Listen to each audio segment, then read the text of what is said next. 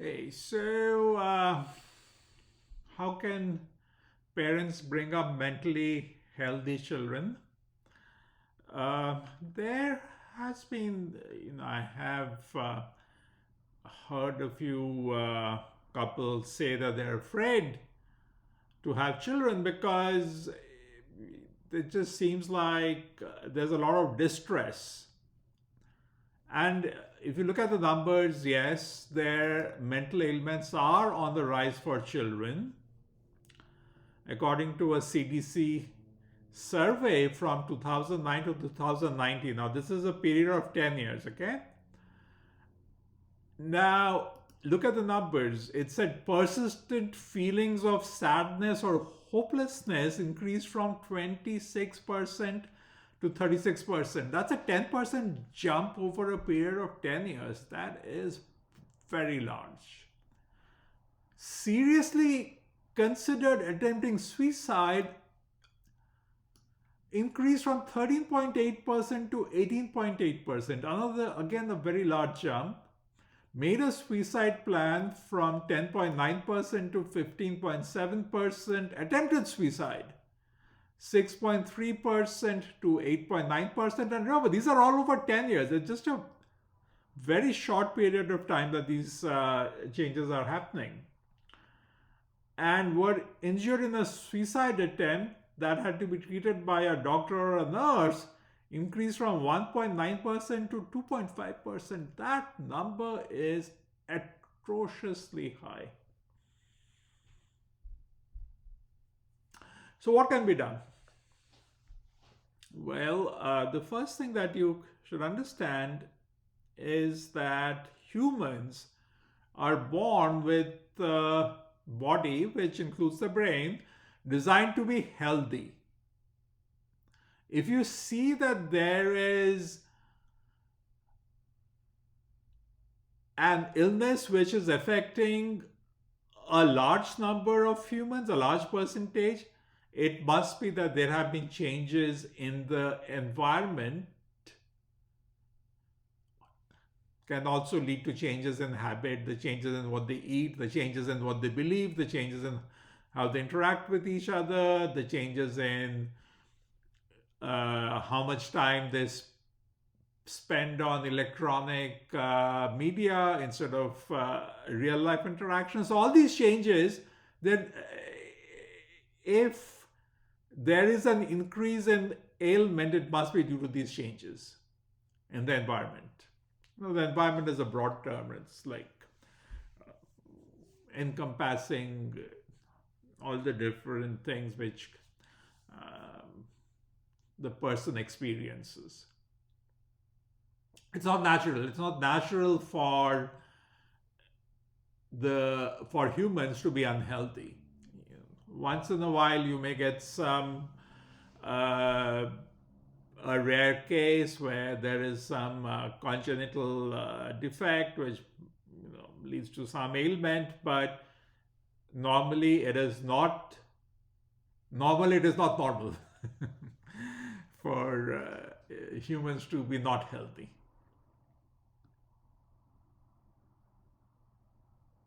Now, this again goes back to the part of the longer video, which is the scientific model for human nature, for human behavior, for the brain. And in that, from that,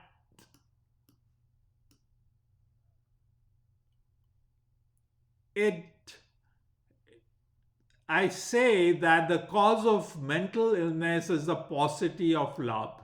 What is love? Love is the rewards which the brain gives you. It could be in the form of a satisfaction. It can be feel like I've done my duty. It's like I am loved.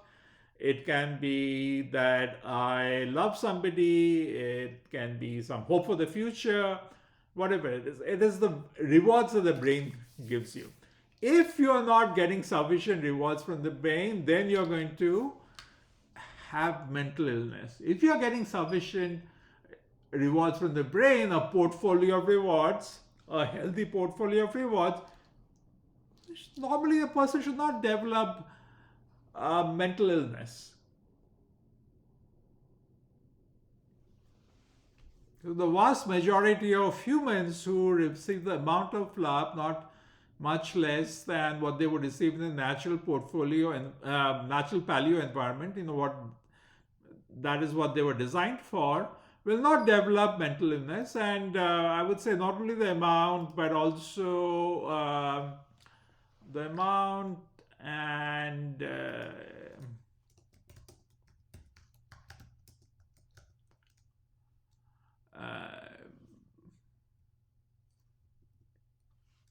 complete set of lab should not develop mental illness. So then the question comes that, okay, the environment has changed, so what can we do about this environment? If you're in this environment where you're having this increased mental illness, what can be done about it? Well, the way the brain of a child has been designed by evolution is to prepare it for adulthood. For example, let's say, you see lion cubs, and they're so cute. Oh, look at them, they're playing. They're actually, yes, they're playing and they're getting love from that, but they're also preparing to hunt. Right? They're preparing to stalk. They're preparing to wrestle with each other.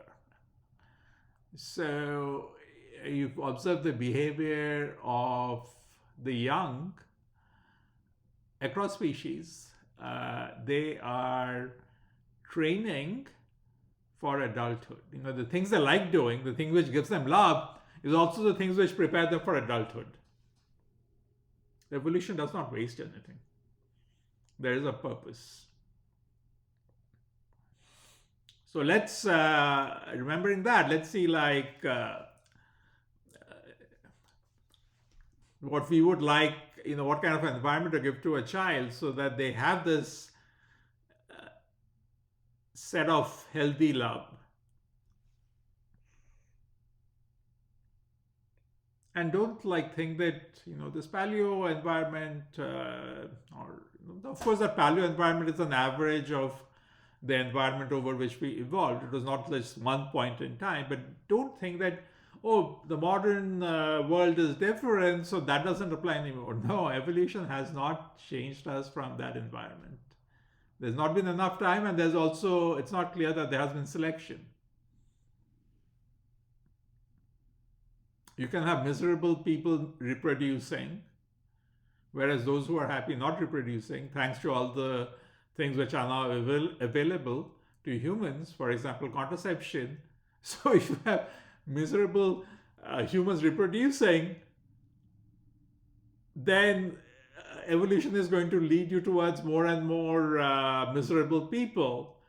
So don't assume that we can disregard the way we were made by evolution because we live in a different environment now. Now, political fights have made parents move away from the natural sources of love. For example, no, boys should not be playing war games, and girls should not be playing with homemaking dolls. So children have become the subject of political fights of adults, and one should not pressure children to be what they are not. So let them be whatever interests they have, and remember that their brains are made in a way which is really preparing them, what evolution thought would be preparing them as adults. That's what is giving them the loves. Also, keep vicarious fantasies to a minimum, and this is it's a general observation about all ages. It's not only children, but also for adults. So get your children to be active, right? Active participants rather than sitting and watching somebody on the screen. One of the best things I did, it's just wonderful things. I would just want more and more of it, was playing soccer.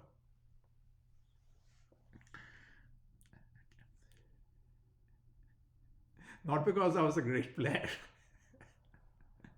I'm rather flat-footed. I was a decent goalkeeper. But anyway, so let the boys play soccer. Some things like wrestling, which is like essentially simulations of war without actually being violent. You don't want violence, but you want to give them something which the brain said, okay, if you do this, I'm going to give you a reward. Okay, so moving on, a feeling of security is very important for a child, not to feel negative love, which is a negative reward from the brain. So a child should grow up in a loving, secure environment while also feeling pressure to develop a work ethic and be well mannered. Just want to say that, just kind of let them, not hold them accountable. No, you have to hold them accountable. Adversity, they have to face some adversity. Adversity is like exercise. Okay? So, if you do too much exercise, your muscles are injured. If you do too little exercise, your muscles do not develop. So that adversity is like exercise for the mind. Too much is harmful, but too little leads to suboptimal development of the personality. They should be exposed to some amount of adversity. And that adversity is that they may not like, for example, doing the thing necessary to develop a work ethic or be well mannered, but they have to have pressure that you have to develop a work ethic and you have to be well mannered. So that's a form of adversity. If you don't give that adversity to the child, then you're not being fair to them, because these are virtues which they will need to have a good life later. There's, of course, a lot of debate about corporal punishment, and it was quite common earlier, and now it's like a lot of said, no, that's very bad. No, if it is used, it should be mild and used to express disapproval rather than causing the child to be terrified at the prospect of pain. The child loves the parents. The child feels that he or she is given security by the parent. If the parent slaps the child, it is not the pain which is experienced. There is also the fact that these people who love you are expressing disapproval with what we're doing. Now, of course, it has to be a slap which does not really, it just shows the disapproval. It's not like the aim is not to cause pain.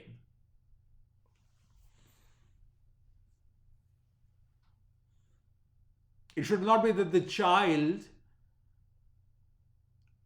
changes behavior because the fear of pain. It is the child changes behavior because the child understands that there is disapproval being expressed, and therefore a change of behavior is needed. So, the two things which you need for this, you need to give the child should have a feeling of love and security, and an expectation that the child will make an effort to achieve the goals which have been set by the parents. Now, the goals should, of course, be achievable goals, not some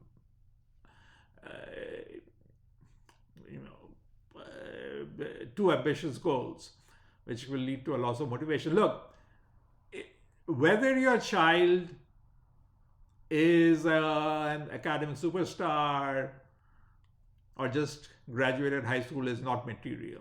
What is material is that the child got to realize, was able to get to the level of achievement which was possible given their abilities.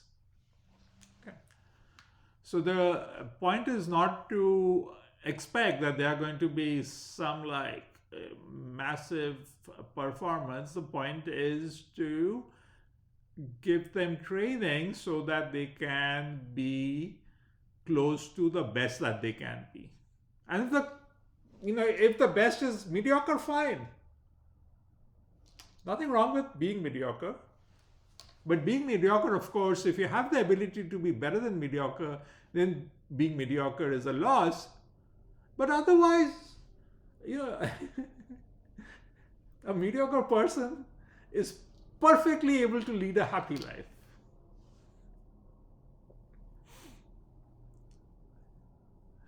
One good habit which you can teach the child is to be organized, to develop the habit of spending time in work and some time in play. Praise the effort that the child has made to succeed, even if they fail to meet their goals, so they are not discouraged and keep trying. Of course, you don't want to praise them when they've not really made an effort. That's not fair to them either. So as the child grows older, their nature changes, their manas changes. And what you also observe is that in the preteen years and the teen years, there is a lot of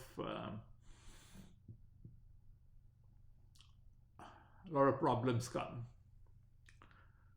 And it is part of that unhealthy culture which they have acquired, the set of beliefs which they are looking for. They are not getting love. And why are they not getting love from the brain? Because either the things which have given them love, they've been told are demeaning, so they don't try for that. But then there's no alternative either. They're not given an alternative.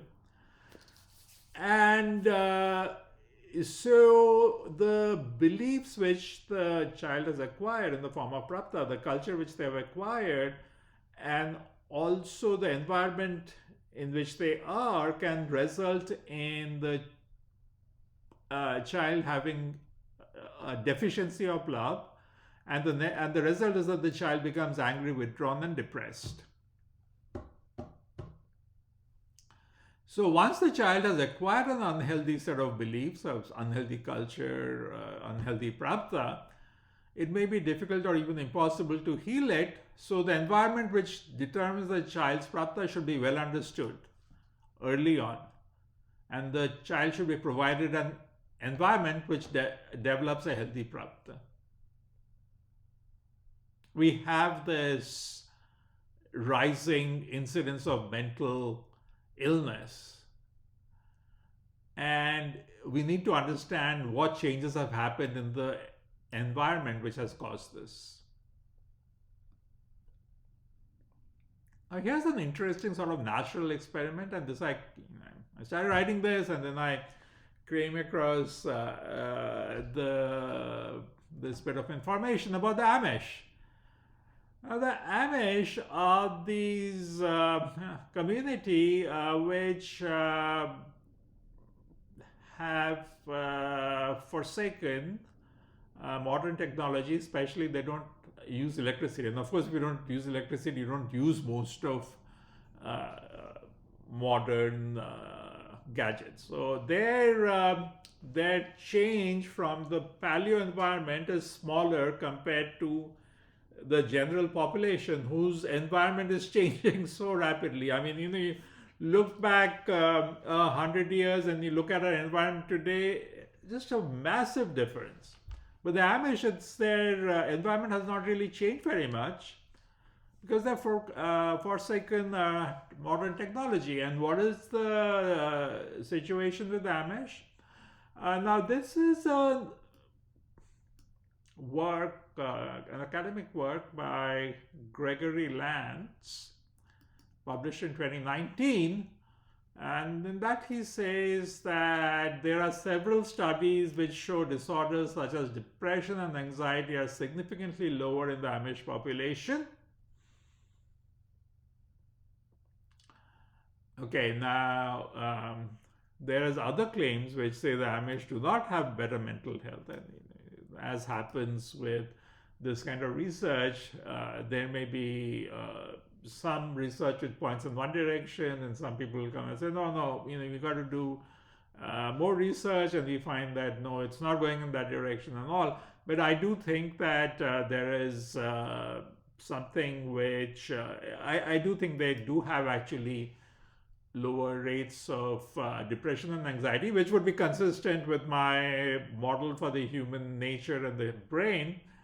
Uh, I believe that, I certainly believe that they are not experiencing, the Amish are not experiencing this rapid increase in mental illness that the general population is experiencing. Okay, so it is worth researching if the rates of mental illness has increased among Amish at the same rate as a non-Amish population in recent years. The first suspect, I'm going to end this by saying that the first suspect for the increase in mental illness should be changes in the environment, especially culture. It really is like, what else has changed? Why is there so much more mental illness now? It has to be culture and like Prapta, the environment. It is a no-brainer.